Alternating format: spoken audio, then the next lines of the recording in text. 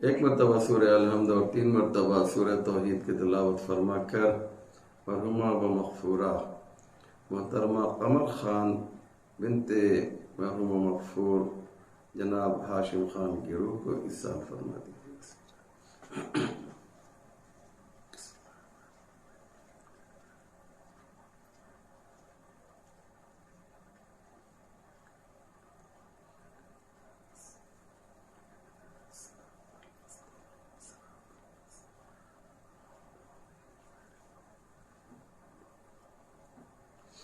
لا حول ولا قوة إلا بالله العلي العظيم حسبنا الله ونعم الوكيل نعم المولى ونعم النصير أعوذ بالله من الشيطان اللعين الرجيم بسم الله الرحمن الرحيم الحمد لله رب العالمين والصلاة والسلام والتحية والإكرام على سید الانبیاء والمرسلین مولانا ابی القاسم محمد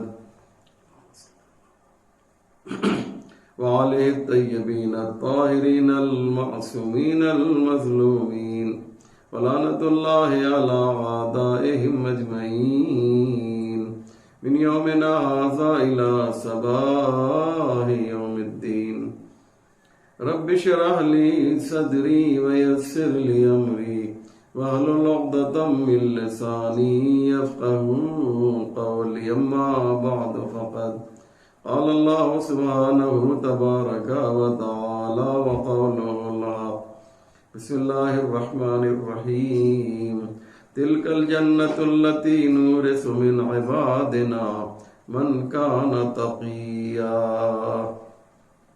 مومنین کرام، یہ مجلس ایک مومنہ کے ایصال ثواب کے لیے برگزار کی جا رہی ہے۔ محترم قاسم بھائی نے اپنی بہن کے ایصال ثواب کے لیے ان کی روح کو اور زیادہ شاد کرنے کے لیے، ان کی قبر کو اور زیادہ روشن و منور کرنے کے لیے برگزار کی ہے۔ کیونکہ یہ مجلس ترہیم ہے، اس لیے میں چاہتا یہ ہوں کہ آج اسی ٹاپک پر اور اسی عنوان پر گفتگو آپ کی خدمت میں کی جائے۔ عنوان دنیا ہے، جنت ہے اور موت ہے۔ محبان اہل بیت کے لیے موت زحمت نہیں ہے بلکہ رحمت ہے، کیونکہ روایتوں میں آیا ہے کہ جب مومن دنیا سے جاتا ہے تو اسے یہاں سے وہاں جا کر اتنی خوشی ہوتی ہے کہ وہ اللہ سے کہتا ہے میرے پروردگار تو نے اور پہلے کیوں نہیں ہمیں موت دے دی؟ کیوں؟ اس لیے کہ جب ان پریشانیوں سے نکل کر جب وہ اس جہان میں جاتا ہے، اس علاقے میں جاتا ہے، تو اسے اتنا آرام اور سکون ملتا ہے کہ پروردگار سے کہتا ہے میرے اللہ مجھے کاش اور پہلے بھیج دیا ہوتا۔ ہاں، جو مرحوم کے یا مرحومہ کے پسماندگان اور رشتہ دار ہوتے ہیں انہیں تکلیف ہوتی ہے کہ میری ماں مجھ سے چھوٹ گئی، میری بہن مجھ سے دور ہو گئی، میرا باپ میری نگاہوں کے سامنے رخصت ہو گیا، اب مجھے پیار کون کرے گا، اب مجھ سے محبت کون کرے گا؟ لہذا مومنین، موت ہمارے لیے یعنی ہم میں سے جب کوئی دنیا سے جائے تو ان کے لیے یہ موت رحمت ہے۔ ہم آئے کہاں سے ہیں؟ آئے ہیں ادھر سے، رہ کہاں رہے ہیں اس دنیا میں۔ یہ دنیا جو ہے یہ ایک طرح کا ٹرانزٹ ہے۔ ٹرانزٹ جانتے ہیں کسے کہتے ہیں؟ ٹرانزٹ کا مطلب یہ ہوتا ہے کہ اس ٹرانزٹ میں ہوتا ہے یہ کہ انسان کہیں سے آتا ہے اور کہیں پر کچھ دنوں کے لیے ٹمپریری رہتا ہے، اور پھر یہاں سے وہ آگے نکل جاتا ہے۔ ہم کو یہاں سے فار ایگزامپل دلی جانا ہے، پونا سے دلی جانا ہے، تو جب ہم پونا سے دلی جائیں گے مثال کے طور پہ، تو فرض کیجیے راستے میں بڑودہ پڑتا ہے، تو بڑودہ میں ہم رہ جائیں اگر کچھ دنوں کے لیے تو اسے ٹرانزٹ کہتے ہیں۔ جیسے جو لوگ فرض کیجئے کہ امریکہ اور یورپ جاتے ہیں تو وہ دبئی جاتے ہیں، دبئی سے امریکہ جاتے ہیں مثلا، تو یہ کیا ہے؟ ٹرانزٹ ہے دبئی ان کا۔ ایسے ہی یہ جو دنیا ہے یہ ٹرانزٹ ہے، یعنی اس کا مطلب یہ ہے کہ کہیں سے ہم آئے ہیں، تو جہاں سے آئے ہیں وہ کون سی جگہ ہے؟ بہت توجہ کیجیے گا، اسے عالم ارواح کہتے ہیں، جہاں پر ہماری روحیں خلق کی گئی ہیں اس کو عالم ارواح کہا جاتا ہے۔ اور وہاں سے اس دنیا میں ہمیں ماؤں کے شکم کو وسیلہ اور ذریعہ بنا کر اس دنیا میں ہمیں بھیجا گیا، اور یہاں سے ہمیں کہیں اور جانا ہے۔ تو ہمارا سفر شروع ہوا ہے عالم ارواح سے، اور اس دنیا میں یہ سفر ہمارا جاری ہے، اور یہاں سے ہمیں اور آگے جانا ہے۔ جہاں جانا ہے اس کے بعد اسے عالم برزخ کہتے ہیں۔ عالم برزخ سے ہمیں اور آگے جانا ہے، اسے عالم محشر کہا جاتا ہے۔ عالم محشر سے ایک اور ہم کو چھوٹا سا سفر کرنا ہے، وہ جنت کا سفر ہے۔ تو سفر ہمارا کہاں سے شروع ہوا؟ سفر شروع ہوا عالم ارواح سے، جہاں پہ ہماری روحیں خلق کی گئیں، اور کہاں پر جا کر دا اینڈ ہوگا؟ وہ ہوگا جنت میں۔ جنت ہمارا جو ہے آخری پڑاؤ ہے، لاسٹ ڈیسٹینیشن ہے۔ جنت کے بعد ہمیں آگے کہیں اور نہیں جانا ہے۔ جو جنت میں چلا گیا اولئک اصحاب الجنت ہم فیہا خالدون، جو جنت میں چلا گیا اب فار ایور ہمیشہ کے لیے وہ کہاں رہے گا؟ جنت میں۔ تو ہم عرض یہ کر رہے ہیں کہ وہاں سے چلے عالم ارواح سے اس دنیا میں آئے۔ دنیا کیا ہے؟ دنیا عربی لفظ ہے، یہ نکلا ہے دنی سے۔ دنی یعنی پست، دنی یعنی حقیر، اور دنیا جو ہے وہ دنی کی سپرلیٹیو ڈگری ہے، یعنی کیا مقصد؟ بہت زیادہ حقیر، بہت زیادہ پست۔ دنیا کو پست کہا گیا ہے۔ اس کے بعد جو عالم ہے اسے عالم بالا کہا گیا، یعنی وہ بلند ہے۔ دنیا یہی جو ہے مزرعۃ الآخرہ ہے، آخرت کی کھیتی ہے۔ یہاں پہ آپ جو بوئیں گے وہاں پر وہ کاٹیں گے۔ کیا کتنا ملے گا؟ یعنی اگر ہم نے یہاں پر کچھ بویا تو اس کے عوض میں ہمیں کیا ملے گا؟ کتنا ملے گا؟ تو قرآن نے کہا کہ مثل الذین ينفقون اموالهم فی سبیل اللہ کمثل حبۃ انبتت سبع سنابل فی کل سنبلۃ مئۃ حبۃ واللہ یضاعف لمن یشاء واللہ واسع علیم۔ کیا خوبصورت آیت ہے، پوری توجہ کیجئے میرے بھائیوں، میرے بزرگوں، میری ماں اور بہنوں، آپ ذرا غور کریں۔ آج جو بات میں آپ کی خدمت میں پیش کر رہا ہوں وہ کتنی امپورٹنٹ ہے، وہ کتنی اہم ہے۔ قرآن کیا کہہ رہا ہے کہ ان لوگوں کی مثال جو اللہ کی راہ میں خرچ کرتے ہیں، اللہ کیا دیتا ہے؟ آپ جب بوئیں گے، یہاں پر جو کچھ کریں گے تو اس کے بدلے میں آپ کو وہاں کتنا ملے گا؟ کمثل حبۃ، ایک دانے کی مثال ہے۔ ہمارا انفاق، ہمارا عمل خیر، یہ جو کچھ بھی ہے، ایک دانے کو خدا کہتا ہے زمین میں ڈالو تو انبتت سبع سنابل، تو اس سے 7 بالیاں نکلتی ہیں۔ وفی کل سنبلۃ مئۃ حبۃ، اور ہر بالی میں کتنے دانے ہوتے ہیں؟ 100 دانے ہوتے ہیں۔ اللہ کیا کہتا ہے؟ ایک دانہ تم نے ڈالا، اس سے 7 بالیاں نکلی، ہر بالی میں 100 دانے نکلے، ایسے ہی پروردگار وہاں پہ عطا کرے گا۔ ایک کے بدلے میں کتنا ہو گیا؟ 100 ہو گیا، ہے نا؟ ایک دانہ، اس میں 7 بالیاں نکلی، 7 بالیوں میں سے ہر بالی میں 100 دانے نکلے، تو جب 7 کو آپ ملٹیپلائی کریں گے 100 میں تو وہ 700 ہو جائے گا۔ یعنی ہم نے اگر ایک عمل خیر کیا ہے، اللہ کہتا ہے یہ کھیتی ہے، الدنیا مزرعۃ الاخرہ، آخرت کے لیے کھیتی ہے، وہاں پر تجھے ملٹیپلائی کر کے خدا دے گا۔ یا اللہ بس اتنا ہی ملے گا، یعنی 700 گنا، یہ تو صحیح نہیں ہوا۔ تو نے کیا کیا؟ محدود کر دیا۔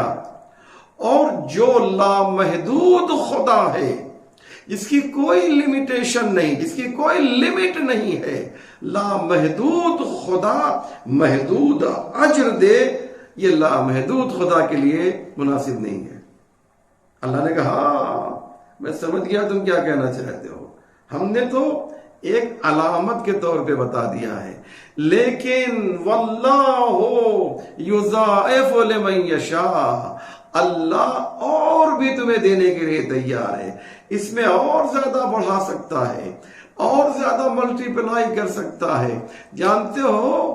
لیکن کیسے وہ ملٹیپلائی کرے گا؟ تم اپنے خلوص کو بڑھاتے جاؤ، وہ اپنی عطا کو بڑھاتا جائے گا، وہ اپنی جو عطا ہے اس میں اضافہ کرتا جائے گا۔ شرط یہ ہے کہ خلوص بڑھے۔ واللہ واسع علیم، اے میرے پروردگار، کوئی ایگزامپل، کوئی مثال اس دنیا میں ہے کہ تو کس طرح سے ملٹیپلائی کرتا ہے؟ آخر اس کی کوئی لمٹ ہے ملٹیپلائی کرنے کی؟ کہا کہ بہت مشکل ہے، لمٹ تو ہے لیکن میری نگاہ میں ہے، تمہاری نگاہ میں نہیں ہے۔ یعنی اس محدودیت کو، اس لمیٹیشن کو صرف میں سمجھ سکتا ہوں، میں کاؤنٹ کر سکتا ہوں، تمہارا کیلکولیٹر اس محدودیت کو کاؤنٹ نہیں کر سکتا۔ کتنا ہے پروردگار؟ واللہ یضاعف لمن یشاء، جتنا خدا چاہے گا ملٹیپلائی کر دے گا۔ یا اللہ کتنا ملٹیپلائی کرے گا؟ کچھ تو بتا دے، کوئی ایک ایگزامپل، ایک مثال، ایک نمونہ اس دنیا میں ہونا چاہیے نا کہ تو نے ملٹیپلائی کیا ہو۔ تو کہا جنگ خندق میں آ کر دیکھ لو کہ جب علی نے عمرو بن عبدود کو 2 حصوں میں تقسیم کیا اور اسے واصل کیا، تو پیغمبر نے فرمایا ضربت علی یوم الخندق افضل من عبادت الثقلین، علی کے تلوار کا ایک وار جن و انس کی عبادت پر بھاری ہے۔ کیوں؟ اس لیے کہ علی نے خلوص بڑھا دیا تھا، اللہ نے اپنی عطا کو لامحدود کر دیا۔ واللہ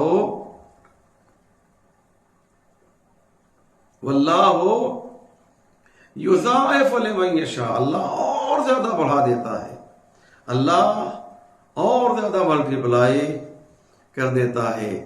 شرط یہ ہے کہ ہمارے خلوص میں اضافہ ہونا چاہیے۔ تو عمل کا دار و مدار کوانٹٹی پر نہیں ہے، کوالٹی پر ہے، مقدار پر نہیں ہے، بلکہ کیفیت پر ہے۔ کیفیت کو بڑھاتے جاؤ گے، ثواب جو ہے بڑھتا جائے گا۔ اس لیے میری بات ادھر سے ادھر نہ جائے مومنین، ہم کہاں سے چلے؟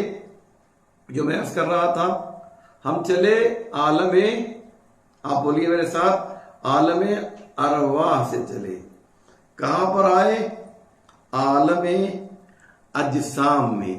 جسم سنگولر ہے اور اجسام پلرل ہے۔ عالم اجسام یعنی جسم کا جو عالم ہے نا، یہ جو ہمارا بدن ہے اس کو جسم کہتے ہیں۔ ہم عالم ارواح سے چلے، عالم اجسام میں آئے۔ اب یہاں پر کیا ہوا؟ توجہ کیجئے، شاید کوئی بات میں آپ کی خدمت میں پیش کر سکوں۔ روح ادھر کی تھی، جسم ادھر کا تھا۔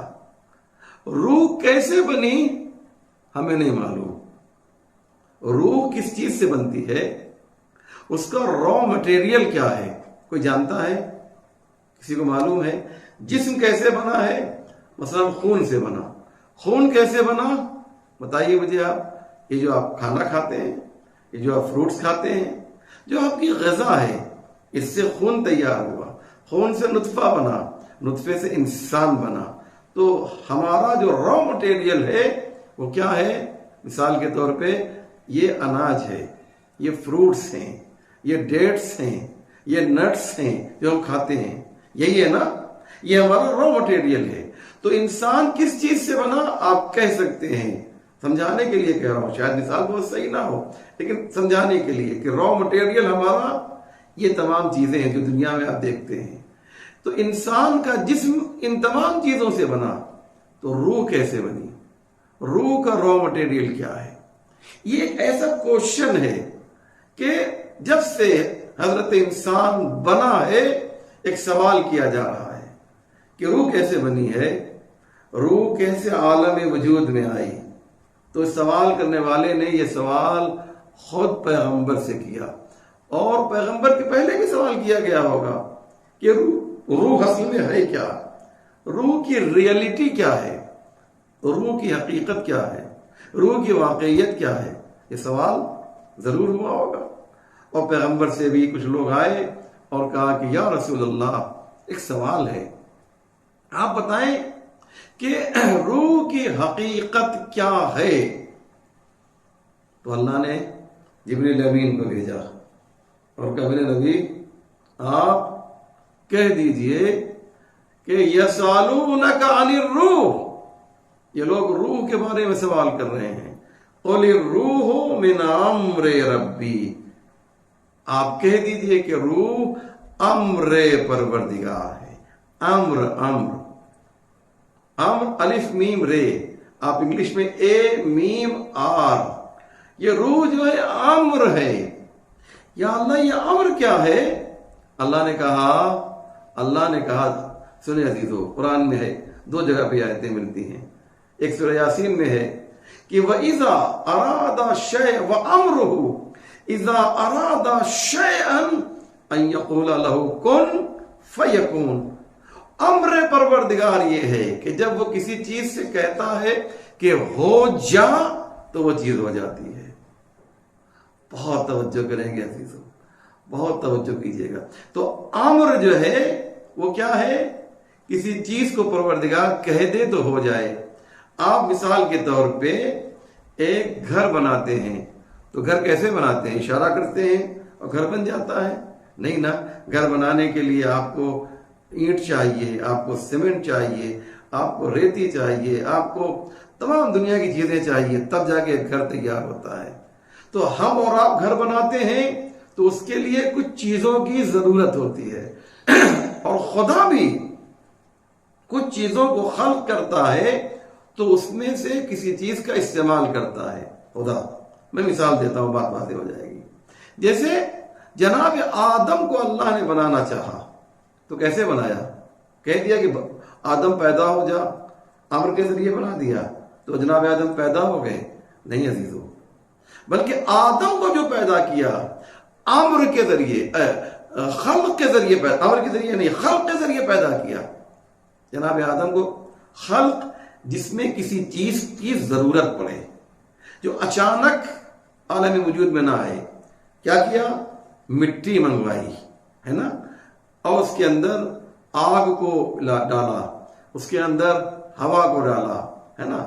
آگ، یہ چار عناصر ہیں، آگ، ہوا، پانی اور مٹی، اور پانی کو مکس کیا.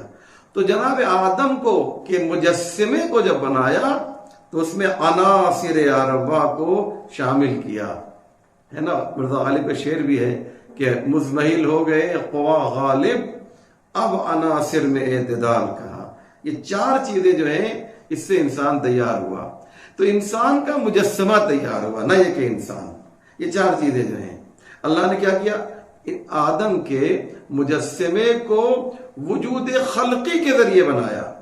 اب اس کے بعد جب مجسمہ تیار ہو گیا تو کہا کہ دیکھو فرشتوں، جب میں فَإِذَا نَفَخْتُ فِيهِ مِنْ رُوحِي فقعوا لہ ساجدین، تو تم سب کے سب سجدے میں گر جانا۔ جب میں اس میں اپنی روح پھونک دوں تو روح کو بنانے کے لیے را مٹیریل کا استعمال نہیں کیا، بلکہ جسم کو بنانے کے لیے ان 4 چیزوں کا استعمال کیا۔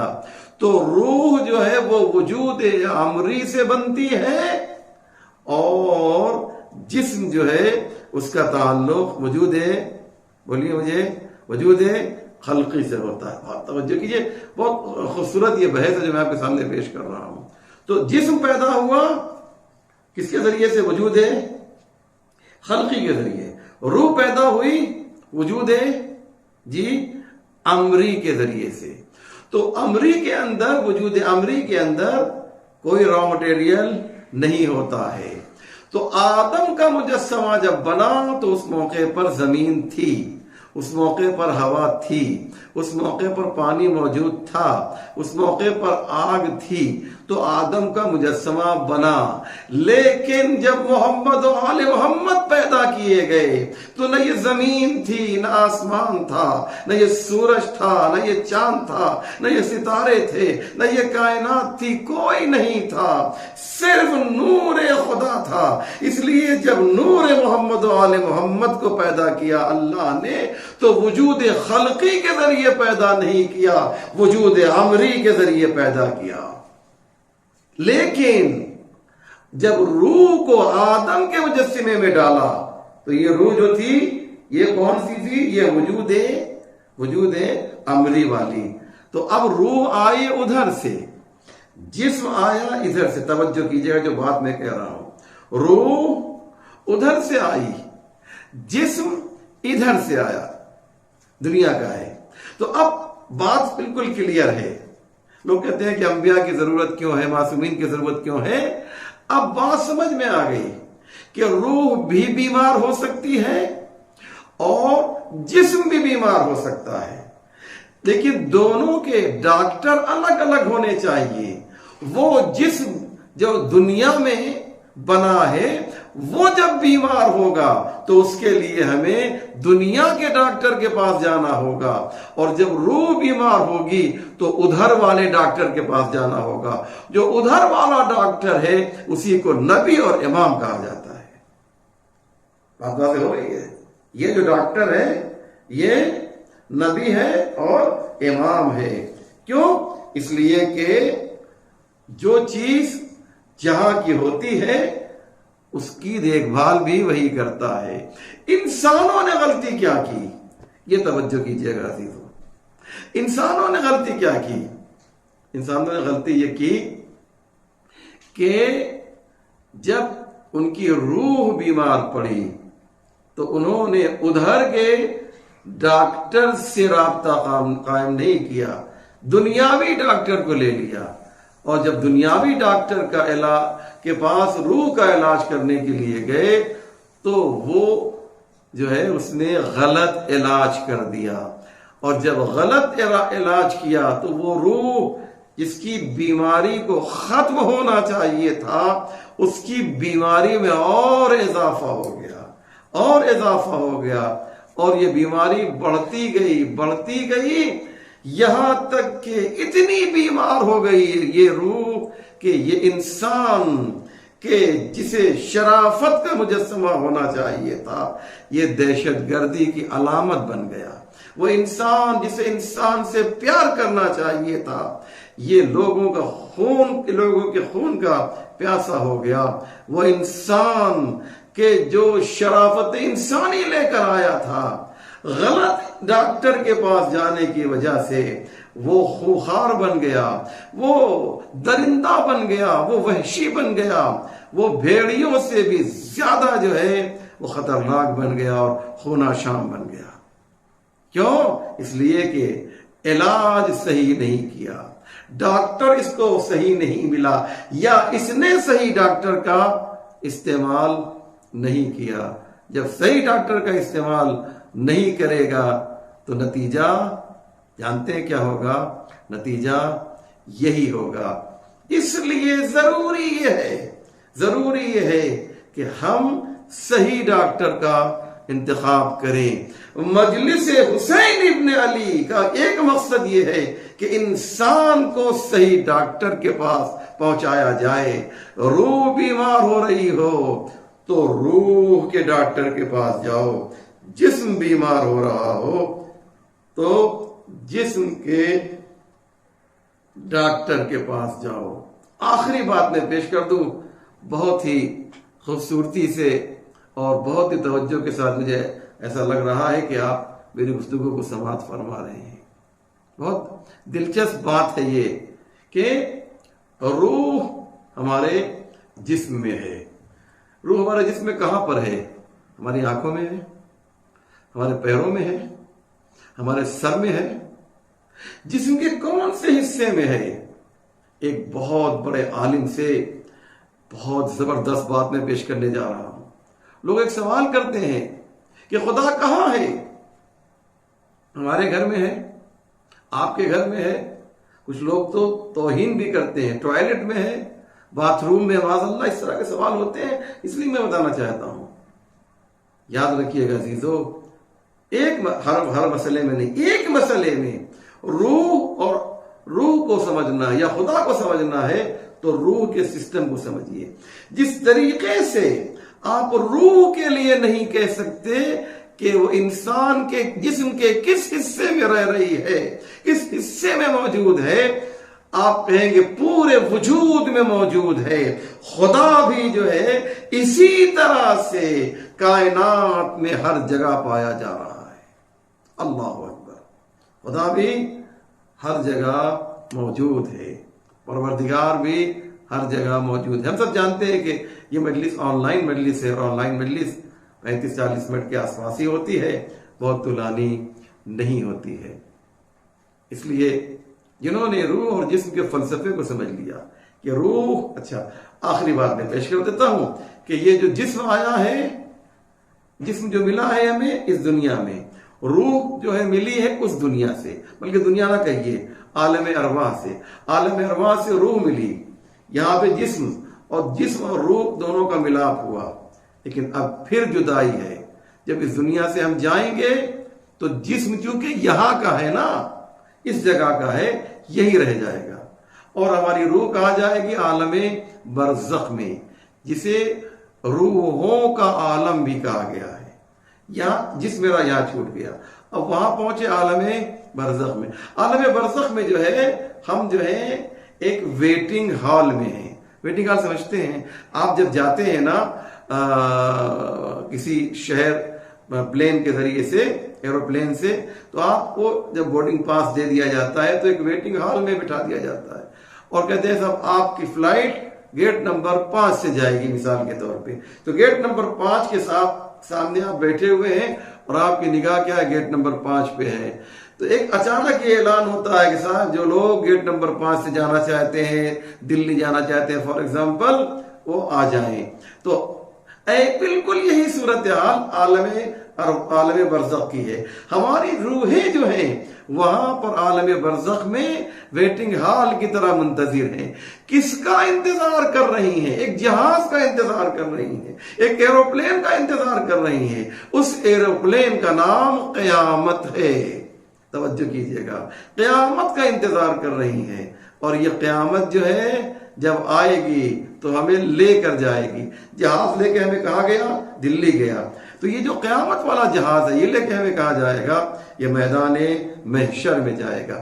اب ہماری روح جو ہے یہاں سے گئی میدان محشر میں، اب وہاں پر ہمیں جسم جو ہے دیا جائے گا۔ ابھی روح اکیلی ہے، لیکن جب میدان محشر میں گئے تو مجھے وہ جسم ملے گا۔ کون سا جسم؟ وہ میدان محشر میں ایک نیا جسم تیار کیا جائے گا، یا دنیا والا جسم ہوگا؟ سب لوگ یہ کہتے ہیں دنیا کا جسم ہوگا، وہاں پہ کوئی جسم تیار نہیں کیا جائے۔ کیوں؟ اس لیے کہ اگر وہاں پر جسم تیار کیا جائے، ایک نیا جسم کریٹ کیا جائے، ایک نیا جسم ایجاد کیا جائے، بنایا جائے، تو جانتے ہیں نقصان کیا ہوگا؟ مثلا گناہ کیا ہے دنیا والے جسم نے، اور جہنم میں ہمیں بھیجا جا رہا ہے اس جسم کو کہ جو میدان محشر میں بنا ہے۔ نیکیاں کی ہیں دنیا والے جسم نے، اور ہمیں نعمتیں کہاں مل رہی ہیں؟ آخرت، جنت آخرت میں جو جسم بنا ہے، اس لیے ماننا پڑے گا کہ یہاں کا جسم وہاں پہ دوبارہ اللہ جو ہے تیار کرے گا، اور پھر جنت اور جہنم، مومن جنت میں جائیں گے، جو غیر مومن ہیں وہ جہنم میں جائیں گے۔ یہ بات امام حسین کے چاہنے والوں کو، جابازوں کو معلوم تھی، لہذا عزیزو انہوں نے سمجھ لیا تھا۔ یہی وجہ تھی کہ جب حسین نے شب عاشور چراغ گل کرنے کے سے پہلے یہ اعلان کیا اپنے دوستوں سے، اپنے جابازوں سے کہ دیکھو یہ حسین کے خون کے پیاسے ہیں، تم چلے جاؤ اس جنگل میں، حسین کو تنہا چھوڑ دو، تم سے حسین کوئی مواخذہ نہ کرے گا، کوئی سوال نہیں کرے گا، قلادہ بیعت تمہاری گردنوں سے حسین اٹھائے لیتا ہے۔ لیکن کوئی نہ گیا تو حسین نے چراغ گل کر دیا، چراغ گل کیا عزیزو، اس کے بعد بھی کوئی نہ گیا۔ گویا یہ اعلان کیا کہ ہم حسین کے قدموں میں اپنی جان قربان کر کے اس جنت تک جانا چاہتے ہیں کہ جہاں پر ہمیں ہمیشہ رہنا ہے۔ روایت کہتی ہے کوئی ادھر سے نہ گیا، لیکن ادھر سے ہمیں ایک آنے والا ملا جسے حر کہا جاتا ہے۔ جب شب عاشور آئی ہے تو حر کبھی خیمے سے باہر نکلتا ہے، کبھی خیمے کے اندر آتا ہے۔ کسی نے دیکھا حر لرز رہا ہے، حر کانپ رہا ہے، پوچھا حر تم تو بہت بہادر ہو، تمہیں اس قدر ڈرنے کی ضرورت کیا ہے؟ کیا عباس کی شجاعت سے خوف کھا رہے ہو؟ کیا حسین کی تلوار سے ڈر رہے ہو؟ کہا نہیں، مجھے حسین کے خیموں سے چھوٹے چھوٹے بچوں کی العطش العطش، ہائے پیاس کی آواز آ رہی ہے۔ میں ذمہ دار ہوں حسین کو کربلا لانے کا، کیونکہ حسین تو کوفہ جا رہے تھے، میں نے حسین کا راستہ روکا اور کربلا لایا۔ آج جو سکینہ پیاسی ہے وہ میری وجہ سے، آج جو علی اصغر پیاسا ہے وہ میری وجہ سے، آج جو ننھے بچے اللہ تشکی صدائیں بلند کر رہے ہیں وہ میری وجہ سے۔ اب جب صبح عاشور نمودار ہو رہی ہے، حر نے چھوٹا سا لشکر تیار کیا، اپنے بیٹے کو لیا، اپنے بھائی کو لیا، اپنے غلام کو لیا، کچھ دور حر چلے تھے کہ ایک مرتبہ حر نے کہا قافلہ روکا جائے۔ ارے بیٹا آگے بڑھا، کیا بابا آپ پھر یزید کے لشکر میں جانا چاہتے ہیں؟ کہا نہیں، تمہیں معلوم نہیں میں مجرم ہوں، میں گنہگار ہوں، میں قصوروار ہوں، میں خطا کار ہوں، میں مجرم ہوں، لہذا جو مجرم ہوتا ہے اس کے ہاتھ بندھے ہوتے ہیں، جو خطا کار ہوتا ہے اس کے آنکھوں پہ پٹی بندھی رہتی ہے۔ حر کا ہاتھ باندھا گیا، حسین کی خدمت میں آئے عزیزو۔ ابھی حسین کے قریب پہنچے تھے کہ ایک مرتبہ امام حسین نے آواز دی، بھیا عباس مہمان کے استقبال کے لیے آگے بڑھو، بیٹا علی اکبر مہمان کے استقبال کے لیے آگے بڑھو۔ حر کے استقبال کو عباس و اکبر آ گئے، ایک قطرے کے لیے دو سمندر آ گئے۔ جناب حر امام حسین کی خدمت میں پہنچے، اپنی پیشانی کو حسین کے قدموں پر رکھ دیا، اے مولا میں نے گناہ کیا ہے، میں نے خطا کی ہے، کیا آپ مجھے معاف کر دیں گے؟ آپ تو کریم ابن کریم ہیں، آپ تو مہربان خدا کے نمائندے ہیں، کیا آپ مجھے معاف کر دیں گے؟ امام حسین نے حر کے سر کو اپنے سینے سے لگا لیا۔ اے حر تم آئے ہو تو حسین کو خوشی بھی بہت ہے اور حسین کو افسوس بھی ہے۔ افسوس اس بات کا ہے، خوشی اس بات کی ہے کہ باطل کو چھوڑ کر حق کی طرف آ گئے، اور افسوس اس بات کا ہے ایسے موقع پر میرے مہمان ہوئے ہو کہ میں تمہیں ایک قطرہ آب نہیں دے سکتا۔ اور پانی ہوتا تو خیمے میں سکینہ پیاسی نہ ہوتی، جھولے میں علی اصغر پیاسا نہ ہوتا۔ وَسَيَعْلَمُ الَّذِينَ ظَلَمُوا أَيَّ مُنقَلَبٍ يَنقَلِبُونَ إِنَّا لِلَّهِ وَإِنَّا إِلَيْهِ رَاجِعُونَ رضا بقضائه وتسليما لأمره اللهم بحق محمد وأنت المحمود وبحق علي وأنت العالى وبحق فاطمة وأنت فاطر السماوات والأرض وبحق الحسن وأنت المحسن وبحق الحسين وأنت قديم الإحسان وبحق الأئمة التسعة الطاهرين من ذریت الحسین علیہ السلام. یا اللہ ہمارے اس مختصر مگر اہم اعمال کو قبول فرما. جو پریشان حال ہیں ان کی پریشانیوں کو دور فرما. جس مرحومہ کے لیے مجلس منعقد کی گئی ہے مرحومہ و مغفورہ محترمہ قمر خان بنت مرحوم مغفور ہاشم خان کو جنت عالیہ فردوس میں جگہ عنایت فرما. ہمارے امام کے ظہور میں تعجیل فرما. ہم سب کو ان کے اعوان و انصار میں شمار فرما. ربنا تقبل منا انک انت السمیع العلیم. گزارش یہ ہے ایک مرتبہ سورہ الحمد و 3 مرتبہ سورہ توحید کی تلاوت فرما کر مرحومہ و مغفورہ محترمہ قمر خان بنت مرحوم مغفور جناب ہاشم خان کی روح کو ایصال فرما.